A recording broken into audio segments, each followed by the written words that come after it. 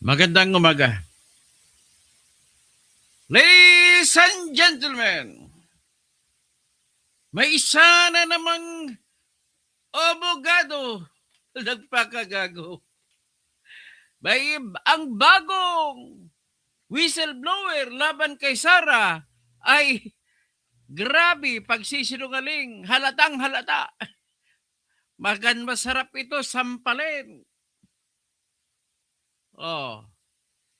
Okay, so habang nag-antay ako ng audience, nais ko muna i-advertise sa inyo, hinikayat ko yung mga vloggers, ang mga ano ko, ang mga aking mga subscribers na kung pwede, tumikim kayo, kumain kayo sa Tiyupaing, dyan sa 8227 Dr. Arcadio Santos Avenue, sa Sukat, Parañaque, San Isidro. Kumain kayo dyan, masasarap mga pagkain dyan. Tulungan niyo lang po aking inaanak kasi po ay balak na po nila umalis. Gusto nila umalis sa Pilipinas at doon na magnegosyo sa iba. So paano yan? Pero sabi ko sa kanila, huwag na sila huwag na sila huwag na sila tinatag dito. Huwag na sila mag-alala, subukan mo na nila. Kasi mula daw si BBM naging presidente, wala na silang kinikita. Let's see. Diretso proceed tayo. So, ladies and gentlemen, itong bagong testigo ni Trillanes na pinagmamayabang niya na titistigo na ginamit ni Sara ang pera mula sa Pugo ay palpak. Bakit palpak? Ito, akalain mo ba sabihin niya, kaklase niya si Sara Duterte sa College of Law sa San Sebastian? Kung susundin natin ang kwento ng taong ito, ay lalabas na 13 years old pa lang si Sara, nag-aaral ng abogasiya. Mayroong mga abogado nag-aaral ng abogasiya. 13 years old. So, yan po ang problema natin ngayon. Kung paano natin susulbahin yan. Napakaloko talaga to si Maloko talaga to si Ramil Lagunoy Madriaga.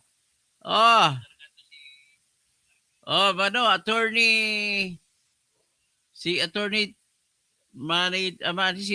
Manny, si Attorney Saez, diyan sa Bicol. Si Attorney Liloy Sabari. Si Attorney Bautista. Si Attorney Larry Gadon. Kaklase ni Attorney Bautista. Sino pa mga abogado, mga piskal na laging nakikinig sa akin, mga judge. Ito ngayon, ilang taon ba kayo nagsimula na mag-college of law sa first year? Ako ay, edad ko, mag-14 ako eh. Nagsimula ako sa college of law, first year ko sa pamantasan ng lungsod ng Maynila, College of Law. Si Sara, sabi ng bagong testigo na lumabas, testigo na binuo ni Trillanes at ni De Lima at inabogaduhan ni Attorney Raimundo Palad, ay kaklase daw niya si Sara Duterte. Guys, nabilong daw sila sa San Sebastian College. Grabe naman ito. Paano ba mangyari yung mga kwentong yan? Ay, grabe ito si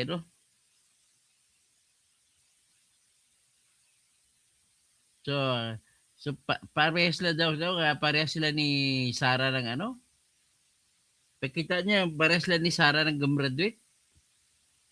Naku ng puta naman to si talaga Ito, pakita ko yung sa inyo. Pakita ko yung kanyang affidavit. Ay, Attorney Raimundo Palad, huwag kang magpakabubo, Pajero.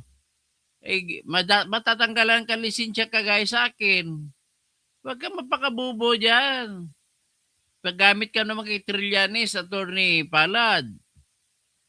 Huwag ka mapagamit sa mga tao, mga kan. O Ramil, tingnan mo nga pilay doon ako niya, ang pidibit niya. Basahin natin ang pidibit niya. I, Ramil Lagunoy Madriaga of Legal Age, Filipino, and with address at care of Annex 2, BGMP, Camp Bagong Diwa, Taguig, after having been duly sworn in accordance with law, do hereby depose and state as follows. Number 1, educational background. 1. Tapos number 1, Roman numeral number 1, I took up the College of Law from 1902 to 95 at San Sebastian College, Manila. I graduated in 1995 and took the bar examination in the same year but did not pass. Bubo ka eh. Paano ka makapasi? Bubo ka eh. Government service from 1993 to 2021, I worked in the following government offices. Economic Intelligence and Investigation Bureau from 1993 and 1995 to 1995. Ito pong EIIBI sa Bureau of Customs. Tapos, he also worked at the National Security Council and Intelligence Service of the Armed Forces of the Philippines from 2001 to 2015. Then he's also worked at the National Security Council and National Bureau of Investigation and Revenue and Integrity Protection Service, RIPS, sa BIR noong 2018 up to 2020. Yan, sinabi niya. So, paano nag-overlap ang 2015? Hindi naman overlap. O sige, ibig sabihin wala siyang trabaho mula... wala siyang trabaho mula 2016 hanggang 2017 at 2018. Wala siyang trabaho 2017. So, tapos 2018, nagtrabaho naman daw siya hanggang 2020 doon sa National Security Council, National Bureau of Investigation, Revenue and Integrity Protection Service. At saka, nagtrabaho din siya sa at the same time, at the same year. How can you be in too many places at the same time? Ano, multitasking ka? Trabaho ka at the same time sa Presidential Security Guard, tapos General Headquarters, 2018 hanggang 2021? Grabe naman. Galing-galing mo naman, pero bagsak ka sa bar exam. Klase. Hindi man ako naglalait sa mga taong bumabagsak sa bar exam, pero ito talagang bubo talaga ito. Yung Ramil na to. Ang alam lang nito mang-kidnap. Tsaka mang-hold up. Sabi niya, I was also assigned to form groups that would support Duterte's candidacy for president. Oh? Sino ka para magsuporta? Number 6, when Duterte was elected as president, he ordered me to serve as counterintelligence. Oh? Asan ang pruwiba mo? Kailan ba siya naging presidente? 2016. O bakit hindi mo nilagay sa iyong hindi mo nilagay sa iyong government service records? Walang sabi dito 2016 hanggang 2017 wala kang trabaho eh. Kabobo.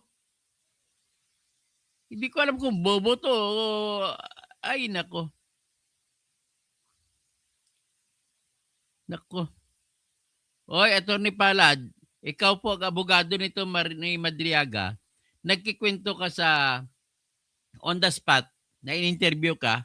Sinabi mo, pinasulat kamay mo pa, inayos mo pa yung kanyang affidavit.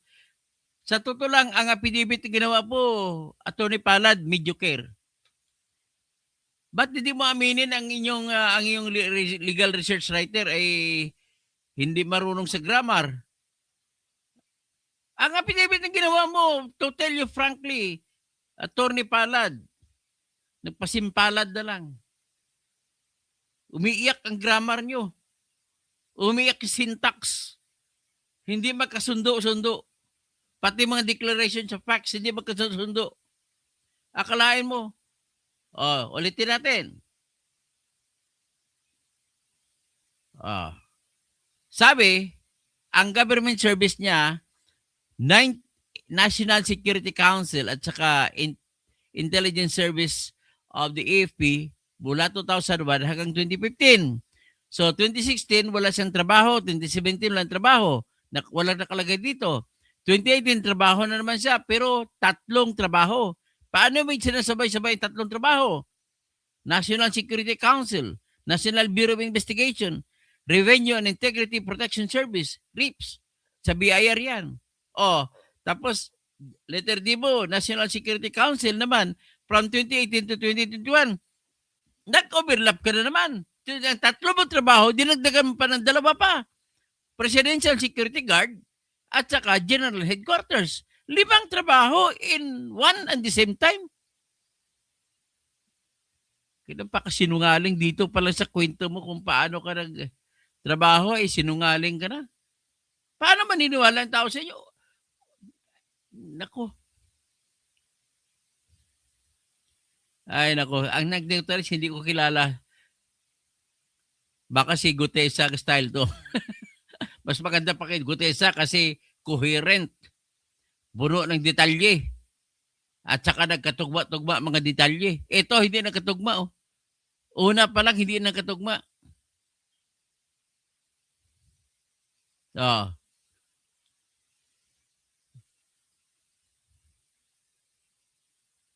Oh, ito. So ngayon, punta tayo sa number 4. 2016 daw, nagkampanya siya, hindi naman niya nilagay sa kanyang record. Tapos 2016, nung manalo na si Duterte, binigyan doon siya ng trabaho, counterintelligence agent sa National Security Council. Bakit hindi naman nakalagay ang National Security Council dito na trabaho niya? Nako. Ano, number 5, number 7. At during that time daw, na tinalaga siya ng counterintelligence sa trabaho ni Duterte, ay inutusan daw siya na mag-provide siya ng intelligence information regarding Oplan Double Barrel. Hindi ko alam. Tanungin natin si Bato kung kasama ba ito. Tapos number 8, in 2018 daw, formally assigned siya ni President. Ibig sabihin, informal daw ang assignment sa kanya to work at the for the President's Security Group in Malacanang to teach tactical driving and strategic transport courses. Grabe ha, tactical driver ka pala ha. Tapos Roman numeral number 3, work with Mayor and Vice President Sara Duterte. So it was also in 2018 that it was formally introduced by President Duterte to his daughter, Davao City Mayor Sara Duterte. I was likewise tasked to work for then Mayor Sara Duterte in intelligence gathering involving politics, law, and counterintelligence matters. Oh, asan pruweba mo? Kwento lang ito ng kwento. Asan ang papel? Tapos, sometime in 2019, sabi mo, I was instructed by then Mayor Sara Duterte to form a support her plan 2022 presidential candidacy. Paano yan? Kasi si Sara, nagsabi lang tatakbo noong 2022. Pero Vice President. Ayaw nga na tumakbong presidente. Tapos, number 11, in 2020, following the instructions of Mayor Sara Duterte, I formed Inday Sara Duterte is my president, ISIP, together with her classmates at San Sebastian College of Law, where I also graduated in 1995. Oh, tapos number 12, we were able to register ISIP Pilipinas at the Securities and Exchange Commission with me as national convener. Funding of ISIP was provided by Mayor Sara Duterte along with other support groups. Asan ebidensya mo rito? Number 13, when Mayor Sara Duterte won as Vice President, I was tasked to form the Vice Presidential Security and Protection Group. Ha? Trabaho ng armed forces yan, tapos ikaw nagkaroon ka ng trabaho doon? That was 2016. 2022. Paano mangyari yan? Ang army ang gumagawa niyan. Ang armed forces of the Philippines gumagawa niyan. Tapos sabihin mo pa, it was during this period that I personally introduced and recommended Colonel Dennis Nolasco to her. Oh, ganon. Taga-EFP to, ikaw hindi. Tapos number 14, Colonel Nolasco was one of my students in the PSG at that time. He was the commandant of the PSG training school. It was Colonel Nolasco who tapped the services of Colonel Raymond Dante La Chica to head the PG. Huh? From July 2022 to April 2023, I worked with Colonel Lulasco and Colonel Lachica for our work involved in tactical transport services securing BP Sara. Ngayon, paano mangyari ito? Yung nagsimula ka June 19 na umatin ka pa ng June 19, 2022, umatin ka pa, may litrato, umatin ka pa ng inauguration or off-taking ni Sara Duterte. Paano mangyari yan? Na noong June 3, 2022, ay hinahanting ka na ng mga pulis sa pagkidnap mo kay Willie at Mark Lu sa Binondo, sa Tondo, kung saan itong dalawang ito ay iyong mga kliyente sa escort service, kay VIP security ang negosyo mo pinoprovide. Pero mo, ang ginagawa mo, yung mga tao na ninegosyuhan mo na magkaroon ng VIP security ay kinakana mo. Mismo yung binabantayan mo ay kinikidnap mo. Grabe. Paano to?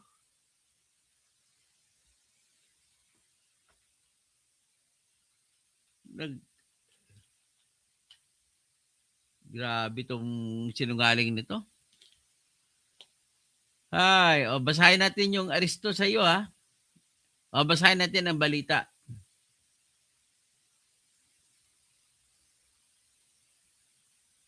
Ipakita ko sa inyo ang balita muna bago tayo babalik sa tinatawag na affidavit.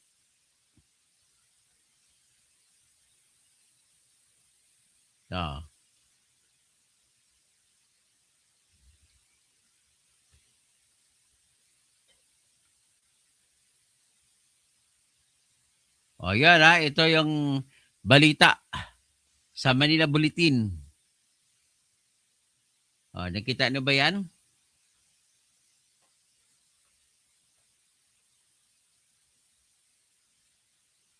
Cops bust kidnap for ransom group in Rizal raid.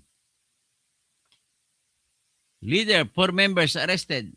Anti-kidnapping operatives of the Philippine National Police have busted what they described as a notorious kidnap for ransom group during a raid on their alleged safe house in Cainta, Rizal. PNP Chief General Benjamin Acolda Jr. said the operation stemmed from an intelligence report that the Madriaga or Ramel Madriaga kidnap for ransom group would regroup to carry out another kidnapping job. Those arrested were Ramel Madriaga, 55, the alleged leader of the group, and is number 5 in the list of most wanted person of the PNP anti-kidnapping group. Jaime Patano, 53, Ervin Vernados, 32, Ronaldo Alibio, 44, Richard Babagay, 38. According to all the suspects were arrested based on warrants of arrest for 2 cases of kidnapping for ransom with no bail recommended. A PNP intelligence report stated that the Madriaga Kidnap for Ransom Group stands as among the most perilous criminal syndicates in recent police records and has been under thorough investigation for several months. Infamous for their audacious acts of violence and their involvement in series of abhorrent crimes throughout the region, this group's activities have caused the loss of innocent lives, including the tragic demise of a respected officer from EKG during the confrontation with criminals. Pinatay pala ng isang pulis eh. Yan po. So ngayon, pag binasa ko naman dito yung ibang mga balita, ay lumalabas na dito 2022 ay inilabas na ng Manila Regional Trial Court ang tinatawag na warrant of arrest. So ibig sabihin, 2022 wanted pa rin siya, may warrant of arrest siya. Maliban sa nahanting na siya ng pulis. O ito, pakita natin. Tapos sabihin niya, 2022, nagbagman siya. Naghatid siya ng mga pera, milyon-milyones. O, bakit may pagkatiwala sa kidnapper ang milyon-milyones? Nagigidnap mga para magkapera. Tapos, ini pa kukunin itong perang ito. Milyon-milyones. Napaka, ano mo naman, Madriaga. Magkano bayad siya ni Trillanes? Oh, pangalawang Bikoy story to. Police bust dreaded Madriaga kidnap for ransom syndicate in Cainta Rizal. Ang balita to July 18, 2022 at 23. Ito sinasabi rito, ganun din ang kwento, pareha din. So, inilabas ni Judge Alma Crispina Collado La Corte ng Branch 21 ng Manila ang warrant of arrest noong 2022. Yon ang ginamit sa pag-aresto sa kanya. So ngayon, ang puntos natin dito mga kaibigan ko, 2022 ay may warrant of arrest ka. So paano ka magtrabaho na bilang aid or security agent ni Sara at saka bagman? O baka naman pwede mangyari, baka dalawa yung Ramel Lagunoy Madriaga. Pwede ba yun? Magiging dalawa? Tapos, ang sinasabi niya, mga confidential money ni, confidential funds si Sara, siya nag-ikot, nagbigay kay, ito ngayon. Basahin natin uli ang kanyang affidavit. Basahin natin uli. Patuloy natin. Para marami tayong usisa. Ikaw talaga, Attorney Raimondo Palado, you are risking your lawyer's title. You can hear. Matatanggal ka, madidisbar ka nito. Sabi niya, from when Sara Duterte won, siya ay pumasok na at siya nag-organize ng Vice President Security Protection Group. At siya nagbigay kay Colonel Dennis Nolasco. At si Colonel Dennis Nolasco ang nag-recruit kay Colonel Raymond Dante La Chica na magtrabaho para sa Vice Presidential Security Protection Group. So, yan sinasabi niya. Tapos sabi niya, some of the work and information that I have personal knowledge of are the following. So, ito daw mga alam niyang trabaho. From July 2022 up to April 2023, ay doon siya trabaho. Kasi ito, July 13, 2023, hinuli ka. Okay. Ito yung mga trabaho na niya. Confidential funds. Nag-deliver siya ng 2022 hanggang 2023. Hoy! Gago! Ay, sorry. Paano magyari ito? Wanted ka pa. May warrant of arrest ka. At hinuhuli ka ng pulis. Affidavit mo yan, ha? Hindi na katugma-tugma, Attorney Palad. Yung affidavit na ginawa mo, hindi na tugma-tugma. Paano to? Paano mangyari na ang isang wanted ay magsilbi na isang bagman sa confidential fund sa 2022 hanggang 2023? Na-isturbo, tinatanong ka tuloy kung nakapasa ka ba sa bar exam? Kaklase na Sara, paano magiging kaklase si Sara Duterte at saka akong inyong lingkod? Sabay kami kumuha ng bar exams noong 2005. Mas mataas pa, sigurado ako mas mataas pa ang grado ko sa bar exam kaysa kay Sara. Hindi naman sa pagmamayabang. I belong to the top 50 examinees. Triling. Paano ba ito, Triling? Nasira na naman yung diskarte mo. Magkano binayad siya ni Bongbong nito? Sabi niya, around December 2022, Colonel Nolasco sent me a text message instructing me to see him. So, tinaon niya December kasi December binigay ang 125 million na confidential fund. Sabi, wanted to see him. I arrived at Ultra Pasig City at around 1:30 p.m. I stayed with Colonel Nolasco. until Colonel La Chica and 2 DepEd vehicles arrived past 3 p.m. with 4 duffel bags of money. Oh, so may dapat na duffel bag na money. Tapos sabi niya, Colonel La Chica handed to me portions of that money. Bakit? Amounting to around 33 million to 35 million per duffel bag to be delivered to various people. At bakit sa iyo, ikaw, ipagkatiwala ang pera na kidnapper ka? Inangigidnap ka nga para makakuha ng pera. Tapos, ipagkatiwala pa sa yung pera. Kalukuhan.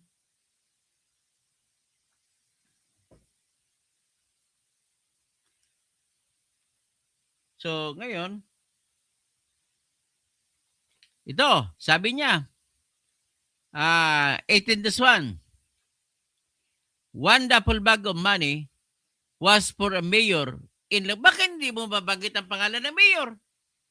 I personally delivered it to a man in Kabuyo. Oh, Aman, bakit may bibigay sa tao hindi mo kilala? 35 million. Huh? That's a lot of money. Ha? Malapit daw siya sa industrial park. Tapos 18.2, another duffel bag of money was delivered to a comedy bar owned and frequented by San Sebastian College of Law alumni located in the Timog area. When I arrived, I saw OVP spokesperson Reynold Bonsayak, former classmate of VP Sara. He assigned for me to go upstairs and leave the money at the office. Turuntado, kung ikaw naghatid sa akin ng pera, bakit ko pagkatiwala sa iyo, akit ka lang sa taas? Teritoryo ko yun, hindi ka naman taga roon. Bakit akit ka doon? Bahay ko yun, lugar ko yun. At bakit ko pagtiwala ang pera sa'yo kung totoo may pera yun? Kalukuhan, hindi mo ipaniluwanag kung bakit, paano. At paano mangyari mga ito.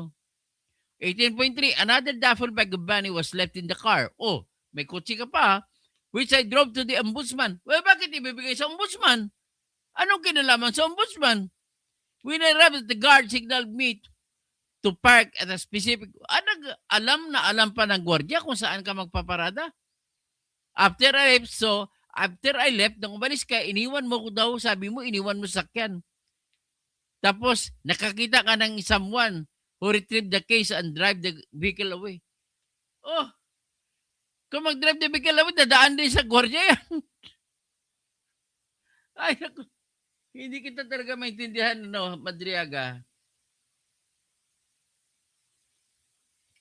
Number 19, on another occasion around the same period, I was handed a white Vios by Colonel Nolasco which contained 80 million na naman. Paano yun mangyari? Pagkatiwalaan ka na 80 million, nakidnapper ka naman. Wanted ka pa sa panahon na ito. Kasi inaristo ka. July 13, 2023. Tapos sinabi mo, Colonel Nolasco instructed me to drive it to the parking lot of SM Mega Mall. Bakit? I followed his instruction, locked the car, placed the case. Titinakbo mo na sana yung pera. Place the case on top of the left. Bakit ipagkatiwala sa yung ganun kalaking pera? One day, I saw the same views being driven by the wife of Ombudsman Prosecutor Ryan Ray Kilala. O ano naman kinalaman? Bakit may bigyan si Kilala? Anong transaksyon niya kay classmate ba siya ni VP Sara? Grabe ka naman.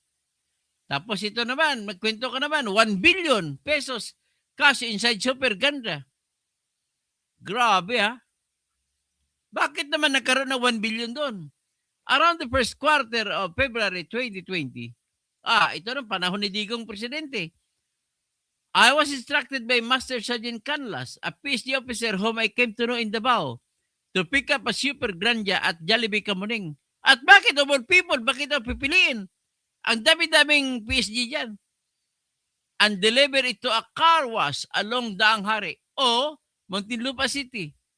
From the meeting point, I was told to proceed to Katarungan village nearby, where I handed the case to 2 men who were inside a black Honda Civic. This delivery was later verified through a call from President Duterte himself, who confirmed that the vehicle was received by those 2 men whose names I can no longer recall. Tarantado ka. 1 billion ang hinawakan mo hinatid, hindi mo maalaala ang mga tao na hinatiran mo? Kabuang ka. Wala kang mga detalye dito, kwento ka lang ng kwento, imbento. At saka of all the people, bakit ikaw? Kung totoo man yan. O letter D, cash inside Honda Civic delivered to the Santiago family. Sino naman to Santiago family na to? Hindi mo naman nilagay ang buong pangalan. At hindi mo nilagay ang buong address kung meron man. At hindi mo nilagay kung ano para saan ang pagbibigay. At hindi mo nga, bakit i-deliver ang sasakyan?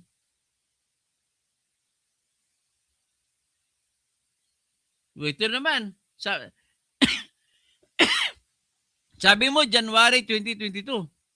Oy, wanted ka sa panahon na yun. Sometime in January 2022. Ito na klarong mali ni attorney si Rebondo Palad. Pakinggan mo, Rosale.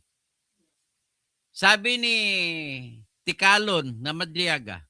Alam mo Tikalon? Sabi ni Tang Ilonggo na bakakon, sinungaling, but. Sabi niya, sometime in January 2022, Vice President Sara instructed me through a phone call to pick up a Honda Civic containing cash near the Kislap warehouse and I deliver it to Jordan Plains, Novaliches, Quezon City. Tanong, January 2022, Vice President na ba Sara doon? Di ba May 13, 2022 election? So, nanalo si Sara May 13, 2022. May 9 pa, May 9. May 9 pang eleksyon, hindi pa sa Vice President ito. Kabobo naman gumawa ng script nito ni Trillanes. Tsaka ni Attorney Raimundo Palad. Ay, desisyon ako, kakasuhan ko ito ng disbarment. Si Attorney Raimundo Palad. Ay, inamin mo pa sa interview na ikaw gumawa. Kakahiya ka. Ang syntax niya pagkagawa, choice of words niyo, may mga mali-mali pa kay Grabar. Number 24, days later, VP Sara again instructed me. Ibig sabihin, days later, January din ito. Kasi days lang eh. Mabuti sana kung months later. Kung days later, ibig sabihin, kahit sabihin natin February, hindi pa rin president si VP Sara noon. Hindi pa siya nanalong vice president. Tapos ito naman, kwento magnetic lifters. Magnetic lifters, sabi niya, during my meeting with Attorney Manases Manscarpio, husband of VP Sara at Burgess Circle in Bonifacio Global City, he personally instructed me and my team to pick up the magnetic lifters at the Bureau of Customs. Bakit of all people, bakit ikaw? Hindi mo pinaliwanag dito, bakit ikaw ang uutusan? Kung totoo man yan. Nanggaling kay Trillanes itong istorya eh. Kasi kinasuhan ni Trillanes, si Manases Carpio, at saka si Sebastian, si Basti, at saka si Pulong, ng kasong patungkol sa magnetic lifters. Tapos sabi niya, the original plan, however, was aborted because one of President Duterte's men, working as an intelligence officer, tipped us off that the shipment was a hot item and that someone had their eye on the magnetic lifters containing tons of methamphetamine hydrochloride. Kwento ka na naman ito. Asa na naman ang mo? Unang-una, yung sinasabi mong yan ay malamang hindi mo nilagyan ng petsa. Ibig sabihin po, ay wala. Hindi mo malala ang taong totoong nagsasabi. Detalyado po, pati petsa, pati lugar, pati mga pangalan. Number 27, I met with Attorney Manscarpio again at the same place in Burgos Circle, BGC, and I informed him that the shipment was a hot item and was being monitored. He then told me to do what is necessary. We therefore decided to proceed with the usual process of taking it out and facilitate its release from customs under our monitoring. Paano mo ginawa? Hindi mo nga kinikwento eh. Puro ka lang general statements. Ito pa, panghuling page niya. After several days, I learned that the magnetic lifters had been released from customs to the efforts of broker Mark Taguba. Naku. Number 5, funding from POGO operators. The funding for the Easy Pilipinas National Campaign 2021 to 2022, along with other parallel groups, came from POGO operators and drug dealers. Wala pa namang kampanya noong 2021. 22 at hindi naman tumakbo si Sara ng presidente. Ang gusto niya lang, vice president. Ayaw nga tumakbo eh. Pinapilitan na tumakbo ng vice president dahil kay Amy Marcos. Ay, nako. Mga kwento mo na laloy. Reservation, receive the right to submit. Ay, nako. Tapos sabi pa ng iyong abogado na si Palad, yung iba doon, meron ka daw kuha-kuha ng mga litrato niyan, mga kutsi, at sinabi mo nandun doon sa cellphone mo na nahawak ng ng korte. Pero, tapos kung i-release naman ng korte yung cellphone mo at hindi mo naman mapakita, sabi mo, ay, tampered na nagalaw ang cellphone ko. Grabe ito si Kwan. Bikoy number 2 ito, Bikoy number 2. Oh, Trillanes, ano yung inyong mo? Testigo mo? Saan mo naman na to? Paano mo ayusin ito? Too late the hero ka na. Tapos sinasabi ito sa aking pagkakalam, ikaw at saka si Dilema ay maraming beses pumunta sa kulungan para makausap labang si Madriaga. Paano ngayon yan? Paano patunayan yan? Unang-una, yung integridad dito ay questionable kasi kidnapper. 2 beses. Yung una, kinakisintensya ng 1997 sa kidnapping. Napakawalan lang ng Supreme Court noong 2003 dahil kulang lang ang ebidensya. Nako. Naimbaga-bigat na. Kada kayo aben, sabi ni Ramil Bengson. Ronald Lice, hindi ako abogado pero mas naintindihan ko pa. NRR, Bikoy and Rene. Ay, nako. Mga style ni Trillanes na bistado. Good day, busing. Ingat. God bless, sabi ni Perny Pinto Sr. Ay, Tom. Excogita Torres. Konti na lang tapos na yung mga Duterte sa kanilang kasamaan. Uy, paano mo sabi konti na lang? Wala kang hindi detalye yung pinibit mo eh. Ikaw talaga, bubo mo talaga, item. Ay, nako. Denby Ilacion, wanted pala si Madriaga, Munggo. Ronald Lice, basahin mo mabuti yung pinibit ng maintindihan mo, hindi ka naman yata abogado. Sino ba sinasabihin mo basahin? Naintindihan mo ba? Wala kang kalatoy-latoy, wala kalaman-laman eh. Hindi ka nagkwento. Hindi nagkwento ng detalye. Walang detalye. Pag walang detalye, hindi sabi na totoo yan. Emma Pagkanlungan. Hay nako, ikaw, bubo din, didiis ka kayo. Kasi, ikaw ang bubo ng hindi didiis. Lahat ng hindi didiis, bubo. At tawag dyan, DDH. Kayo mga DDH, Duterte haters. Die hard Duterte haters. Tom, Excognitar Torres, malapit na mawakasan. Ay, wala. Hindi maniwala si mga kwento mo laloy. Magkano babayad sa'yo pag mag-troll? Si Bikoy, sabi ni Inarar. Ronald Ulais, sa detailed, hindi gaya ni Gutesa na mas sobrang detalyado kay Gutesa. Sabi naman ni Jose Floro Fornilos, this man is a piece of shit. All of his credential in his affidavit has a kidnapper, stupid, and lawyer. Mary Joy Bargason, malakas loob nila na magpagkaisahan ang mga kapatid na Duterte kasi nakakulong ang tatay. Ronald Ulais, wala siyang sinabing BP na siya kasi mayor, parang si Sara. Ay, ikaw na naman, gumawa ka naman dahilan, Ronald Ulais.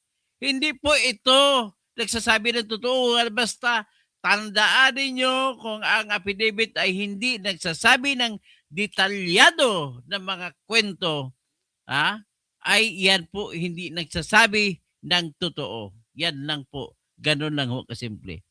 So, bla bla bla baldas.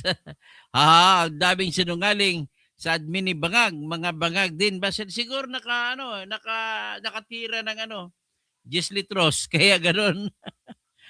Ito naman pakinggan natin gusto niyo pakinggan natin yung sinasabi ng abogado niya? Sige nga kasona wala siyang sinabing siyang gumawa. Sinulat kamay ni Madriaga. Sinulat kamay din ni Madriaga tapos inayos niya. Inayos mo bubo pa. Ba't hindi mo si tinanong na detalyado, Attorney Palad? Ha? Attorney Palad, bakit hindi mo si tinanong detalyado? Kakahiya ka. Siguro, nakapikit, nakatabon sa ang kamay ng mga mata ng mga kaklase mo. Paano iyak yung didilis? Natatawa ang didilis dito. Denver ang galing gumawa ng script ni Trillanes. Andrea Gueco. Mayapabak po, sir. From Angeles, Pampanga. Mayapabak din. Kay Andrea Gueco sa Singapore galing. Pinoy tayo, ha, bubo. Yung director, hindi pabayaran. Yung mga taga, hindi na sila babayaran. Andrea Gueco, watching from Singapore. Ronald Ulais, ang sinabi na Madriaga, mayor pa si Sara. Nagkatwirang ka na naman. Ay, nako. Gano'n may kaklase pa niya sa law school? 1991 siya nag-aral sa law school sa San Sebastian. In 1991, 13 years old pa lang si Sara. Pinanganak si Sara, May 31, 1978. Altamix ko, Gita Torres. Grabe talaga yung mga Duterte. Mga masiba, papera. Ay! Asa na ba siyan mo? Ang kinikwento natin si Madriaga. Hindi ka makakapaniwalaan kwento tapos ikaw ugok ka talaga. Ito. Kakahiya ka. Pag sinabi mo, kakahiya ka. Hindi ka madahiya sa sarili mo. Belated happy birthday, sabi ni Elizabeth Linsangan. Salamat po sa salamat din sa sticker mo na Ma'am Elizabeth. Elizabeth Linsangan, hello po sir. Toto Tirador, naimbagal daw tayo amin dito Pilipinas. Sir, mag-ingat po kayo palagi watching from Los Angeles, California. Wow, thank you so much, Ma'am Elizabeth. Big Zone, tuduhan mo pa ang pagdepensa kay Dice Lustay. Depensa ko talaga kay between sa magnanakaw na trilyones si BBM. Ay, nako. Siya kaysa dito. Nako. Hello, good day. Watching from Ottawa, Canada. Jano Robles, Denby Ilasyon. Palad, naging abogado na si Jad Vera na bumakas sa NBI. Okay. Jano Robles, paano to? Palad, walang nagpasimpalad. Gulong ng palad ang mangyari nito. Umaasa sa gulong ng palad ang buhay ay.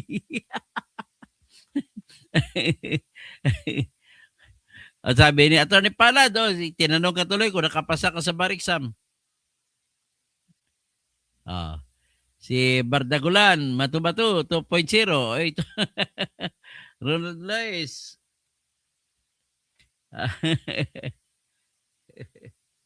Ay, naka-live ko na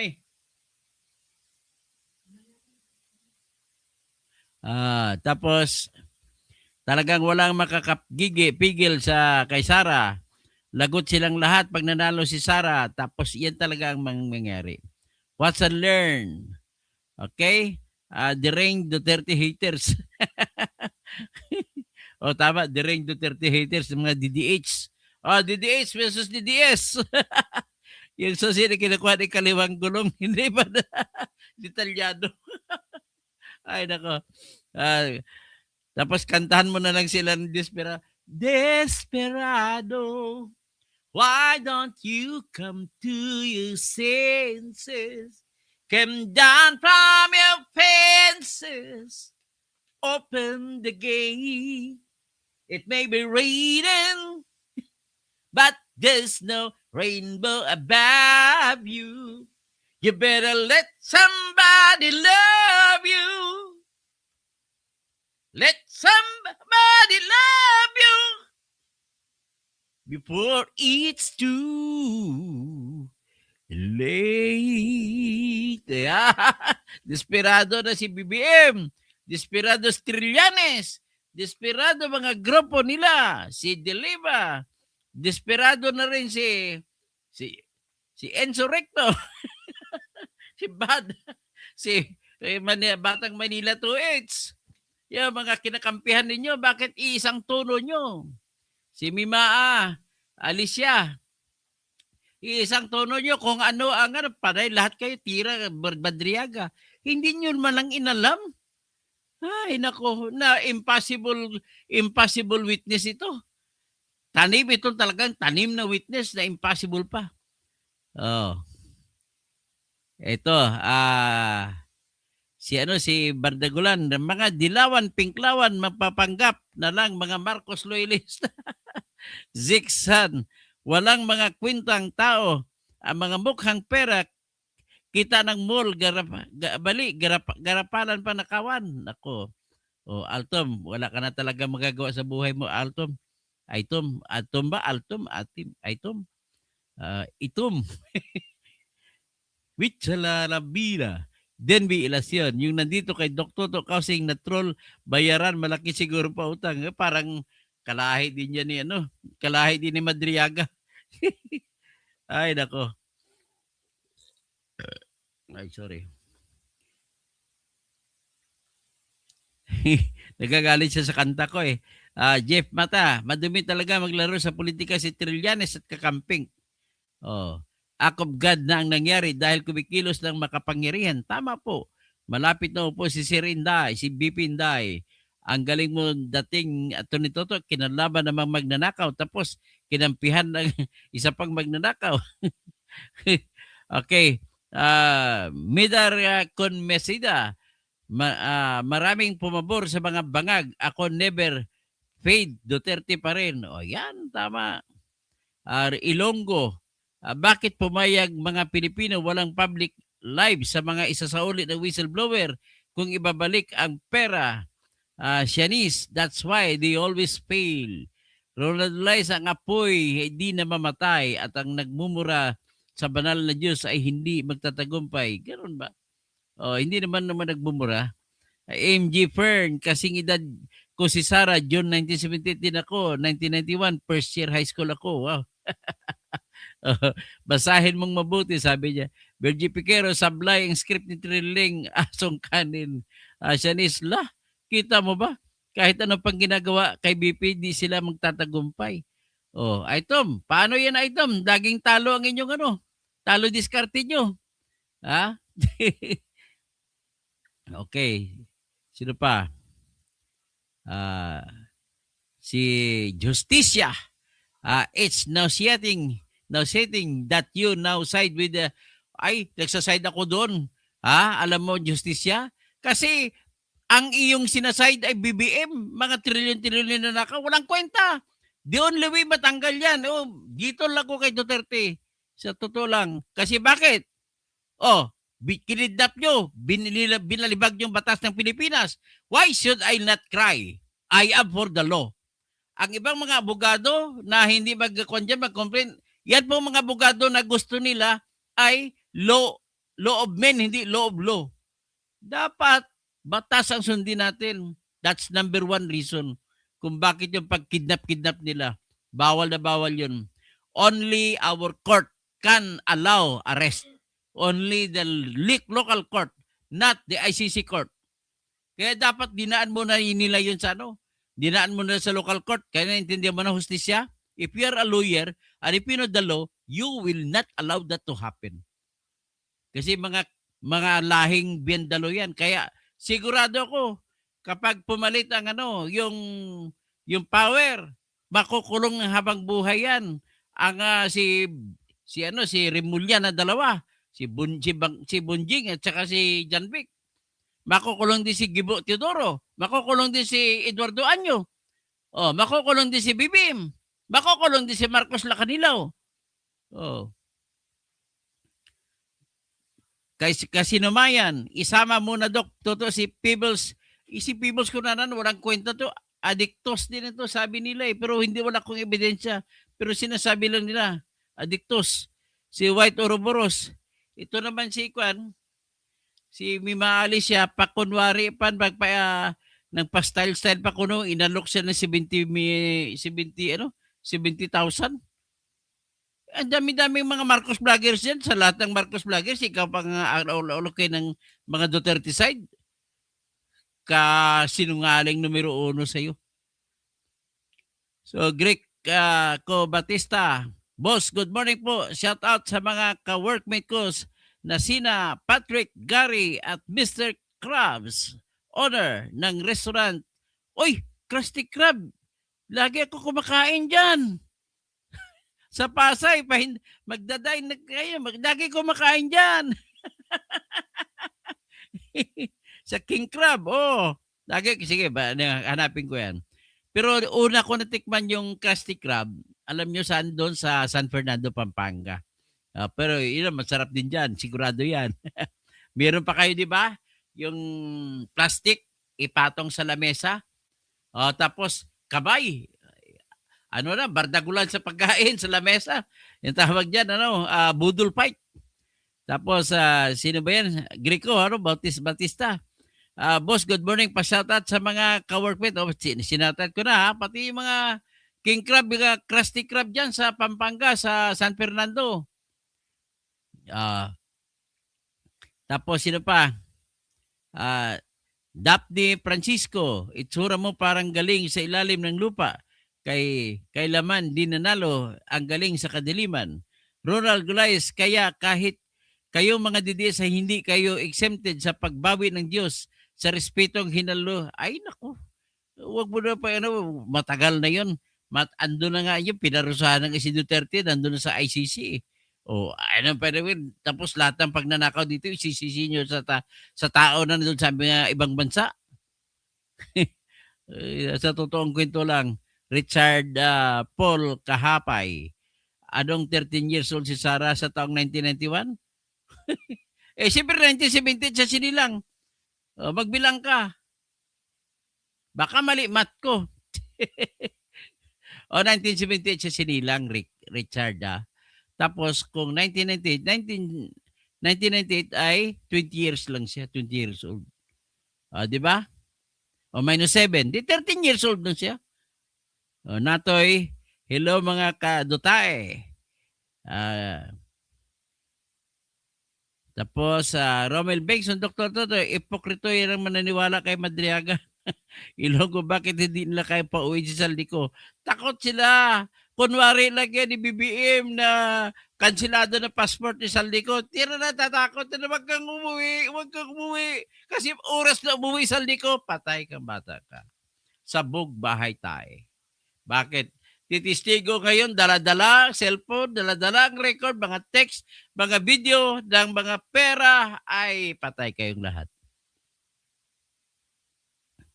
Tapos, Ramel Reyes, Jose Floro Pornilos, this story is a product of a sick mind. Ramel Reyes, baka nagkaroon daw ng bagong airlines pag umuwi si Saldico.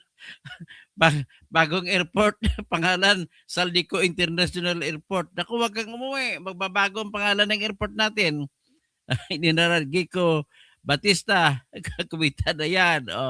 Ivy Balen, ikaw Katoto, magkano talent pay ninyo? Ay, wala po. Wala pong binibigay sa kain kasino. At kung maningil man ako, milyon-milyon po. Marilyn Bobis, 2 ang Madriaga, isang mabuti, may pinag-aral, isang kidnapper, nakakulong, punta kayo. Roden, ano nga nagtataka ko, 2 bang Madriaga? Parehong pangalan, parehong middle name? Bakit takot sila kay BP Sara? 6 years lang naman Sunny Saludes, demanda mo yung ICC na kidnapping. Ang ICC walang kasalanan po. Ang may kasalanan yung nagdala sa ICC. Yan ang dapat ang ikukulong. Justisya, as an ex-lawyer, you should know that we hold a treaty with the Hague. Wala nang treaty na yon. Wala nang treaty na yon. You should know that the treaty was gone long time ago. And we had to follow. Wala na nga eh. Mali pong argumento, Mr. Justisya. Mali po yan. I will never relent to your wishes. Na March 19, March 2019, wala na po tayo, hindi na tayo member. So Romulo, good morning Toto, I'm watching from Bacolod City, live na live ka dito. Solid Duterte po. Ay salamat kid dira sa Bacolod. Ginamingaw gid ako sang chicken Bacolod. Kakain ako sa Mr. Chicken kaya siguro babayang gabi kakain na ako sa GT's Manukan. So anyway, ganito 'yon. Just for the sake, mag-sideways tayo. Bakit wala ng karapatan ang ICC na mag-trial kay Duterte? Ganito po 'yon. Una sa prinsipyo lang po, lahat sa prinsipyo ng criminal law, bago ka magkaroon ng recognition ang jurisdiction, ay dapat express, walang duda, ang binibigay na power. Ang tanong, may batas ba? Dapat batas na may bigay. Ang tanong, may batas ba na nagsasabi na ang preliminary examination na ginawa noong February 8, 2018 ay sapat na makapagbigay ng kapangyarihan sa ICC na i-trial si Duterte at husgahan? Wala po. That's so simple as that. Kaya lang, bubo naman ang abogado ni Duterte, si Kaufman napakabubo talaga. Attorney Kaufman, you should have argued that without only a law can grant that power to try and decide over any criminal case in International Criminal Court should be the law that should say that the preliminary examination is authorized to give or to vest jurisdiction unto the International Criminal Court. But there is no law, sad to say. And why did you not argue on that point? That is the strongest argument that should have done it. Attorney Kaufman, do something. In your reply, maybe I do believe that ICC Appeals Chamber will give you that opportunity to reply to the answers of the prosecution and the counsel for the victims. Okay? Ganun lang po. In English ko lang para maintindihan ni Kaufman. Sana bring this lag of mine to Attorney Kaufman para maintindihan niya. Sa lagay pala, milyon na sigilin mo ngayon, doon pababa sa mga pinagtatanggol mo ngayon. Sa tataba lang, matanda na tayo eh. Maubos ng buhay natin sa mundo. Hindi pa tayo yayaman. Kailangan yayaman tayo, di ba? Pero sa magara at magalang na paraan. Tapos, Greco Batista, pwede kidnapin si Remulla. Okay, kidnapin din natin. Let us give him the dose of his own medicine. Good day po, Atty. Toto. Kasi nagkalitsi-litsi na po ang bansa natin. Kung hindi nagkipag-unity team si Marcos, hindi sana nagkaganito ang bansa natin. Alex Rehano, karma, siguro yan sa mga Duterte, yung kasiyahan nila no, na unti-unting, hindi. Do not be generalizing whatever your contentions are. Because all those things that do not lack, alam mo, sa totoo lang, ako bilang Bisaya, na-offend ako sa tuwing magtawag kayo ng DDS, Dutae, na-offend talaga ako. Alam mo ba kung bakit? Feeling po namin ay dinidiscriminate yung kami mga Bisaya. Kasi bakit mga Bisaya ang majority na sumusuporta? Feeling namin sa totoo lang, to tell you honestly, I'm very honest enough, na yung pagtatawag nyo, Didilis, Didiis, Dutae, yun po ay pagtatapak-tapak ninyo sa karangalan naming mga Bisaya. Tapos tatawagin yung bubo. Di ba? Prangkahan lang tayo ng kwento. But then, you cannot say that you are brighter than any DDS. Kayo mga DDH. Ha? Ganun lang ako kasimple. If ICC wants to make an example out of a person like Digong, ano yan, what the ICC is doing, I'm so expectant that the ICC Appeals Chamber will release Duterte because there is no more jurisdiction. It will follow the decision that was done by Judge Lord Kipanidze. Kilala mo ba si Lord Kipanidze? Iyon yung judge, isa sa dalawang judge na nung nag-unang apila ay nag-decision pabor sa Pilipinas at nagsabi na wala na, nada, wala nang jurisdiction ang ICC sa Pilipinas. Okay? Bahala ka kung anong violin masasabi mo sa akin. I don't care if